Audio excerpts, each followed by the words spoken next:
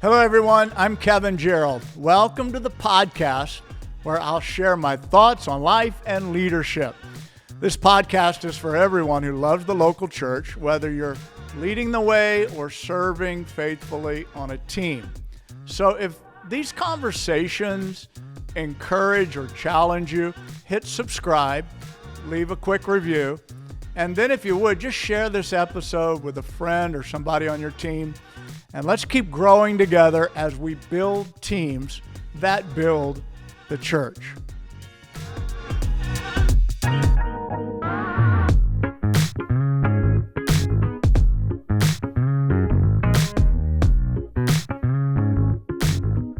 Today I'm going to talk on the topic of phalanx alignment. Now you're probably wondering, what is phalanx alignment?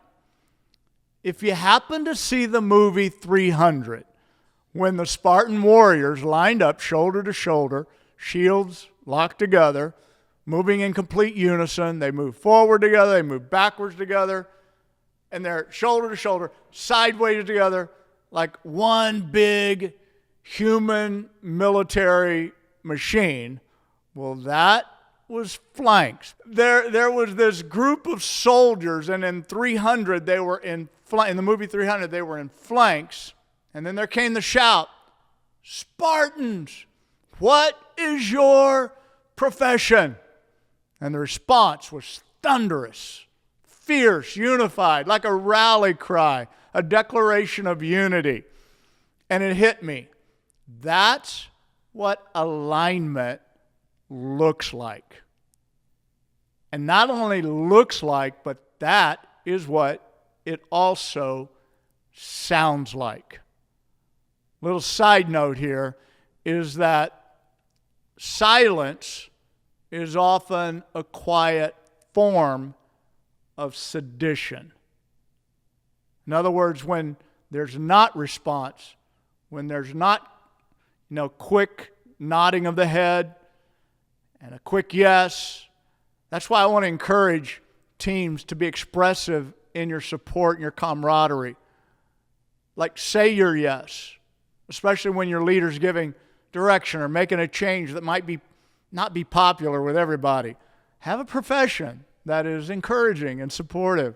And this shows that you have a spirit of alignment, even when you may not know why your leader is making a decision or fully understand a change. Don't withhold, don't be silent. Have that spirit of alignment. So anyway, back to the movie 300. In my curiosity, I discovered that the warriors of 300 were in an ancient Greek-Roman military formation that was called phalanx, and it's highly possible, here's the cool part, it's highly possible that the Apostle Paul would have had this same idea in mind when he urged the church in the New Testament to be like-minded, one in spirit, one in purpose. Like, this military formation existed in the days of the Apostle Paul.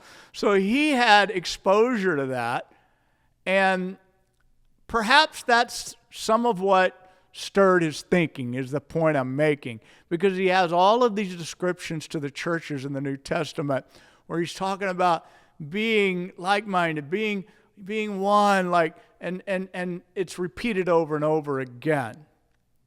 Phalanx is, by the way, the formation that allowed Alexander the Great to defeat armies that were over twice their size, taking over the known world at that time. So it was nothing to joke about. It was highly potent, high in potential. You could have a smaller army and defeat a much bigger army when you were in what we're calling phalanx alignment. So let's talk a little bit about it and some things having to do with alignment. First of all, everyone who is assembled is not aligned. Everyone who's assembled is not aligned. If you're a leader, don't confuse the crowd with the committed. People can be in the same room and not be on the same page. Think about that. So The point is that the higher someone goes in an organization, the more important it is to not assume alignment, but to communicate clearly and confirm alignment.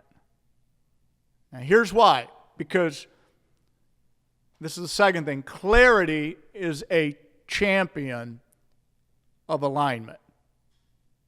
Clarity is a champion of alignment. I like to think of clarity as being kind. Clarity is kind. A lot of times we meander around something that we should speak clearly about. And maybe it's a little bit of a hot topic or something. Clarity is kind. Clarity builds confidence, and it is a champion of alignment. People go, yeah, okay, got it. Now I know what we're doing. In the church that I lead, we have a leadership development program that serves as a part of the leadership pipeline for our teams and leaders to go through. This is not just a class, it's an opportunity for us to communicate the fundamental values and beliefs of our church. Remember, clarity is kind. And we also, as we're communicating these fundamental values and beliefs, it's also an opportunity for those who are part of the program to answer questions about themselves and participate in a self-assessment that allows them and us to assess alignment. And in some cases, it provides a way that we can continue to communicate and disciple those who God has brought into our church.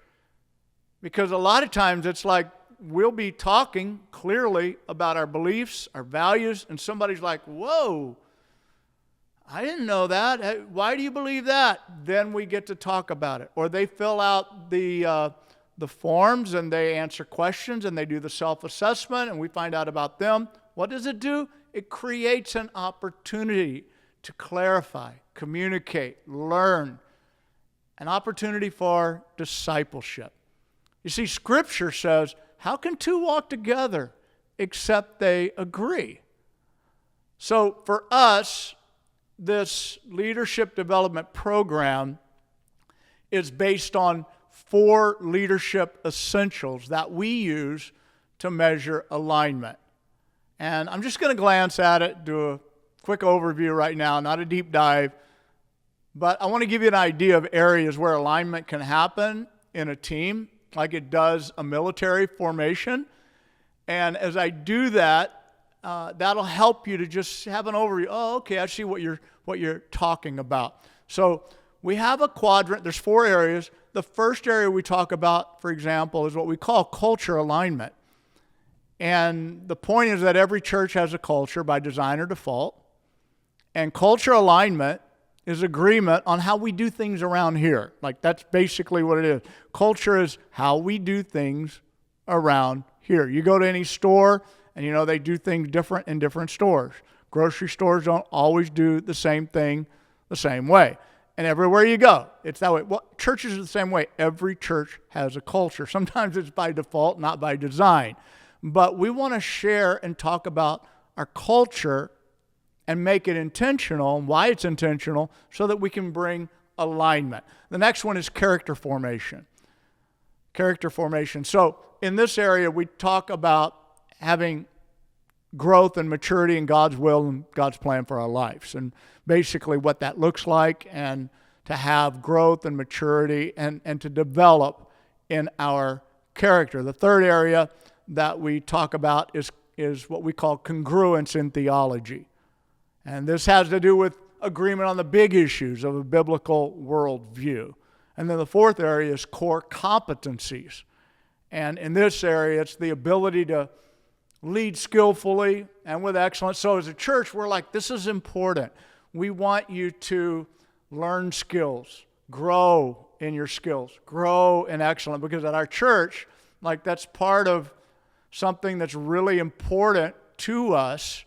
And if you're a church leader and you're hearing me talk about this, and this is something of interest, I do explain it more in the book. It takes a team, but also we have training camps through Team Church that we do, and you can do a deeper dive. I just wanted to communicate a little bit today.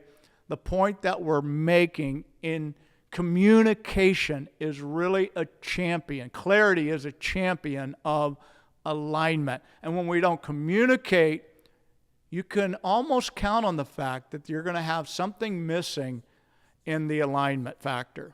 All right? So, next thing, no alignment is greater than partial alignment. No alignment is greater. This is a hard truth that I've learned, and this is not easy to always accept. But the person who visits and never returns does us more good than the person who stays but never aligns. Because partial alignment, can we be honest, it's exhausting. It creates drag on the mission. You constantly, when you have partial alignment and somebody's not really, then you have to explain things over and over, sometimes repeatedly. You have to redirect people. And if someone isn't ready to align, it's better for them to find a place where they can. Plus, it's better for the health of your team to release them. Of course, in a respectful way.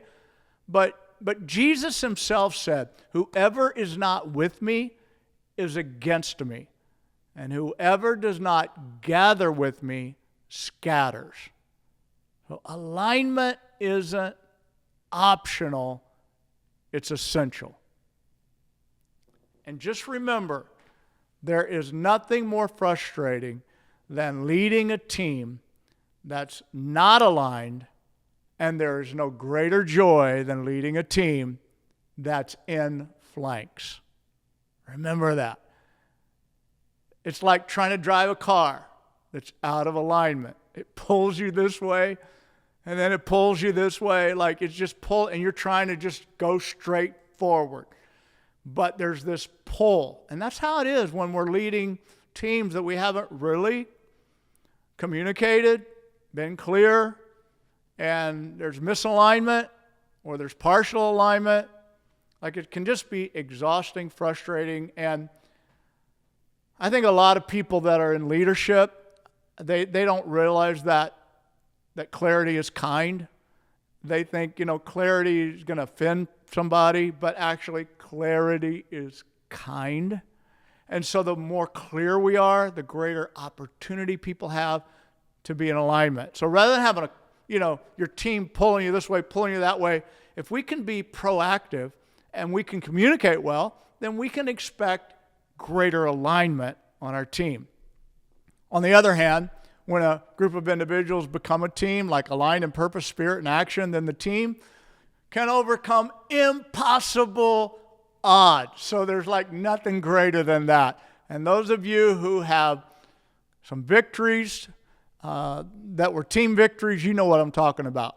Like when you win big and big things happen, you set out on a mission together and something great, it's all coming together, it's happening. There's nothing more rewarding than to high five those people on your team, the people who sacrificed, the people who are with you, the people who are devoted.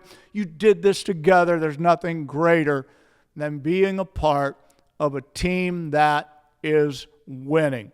So remember today and keep it in mind that there's a lot of things we can't do on our own, but there is nothing that we can't do together. Remember, it always takes a team to do great things. God bless you guys. Have a great day.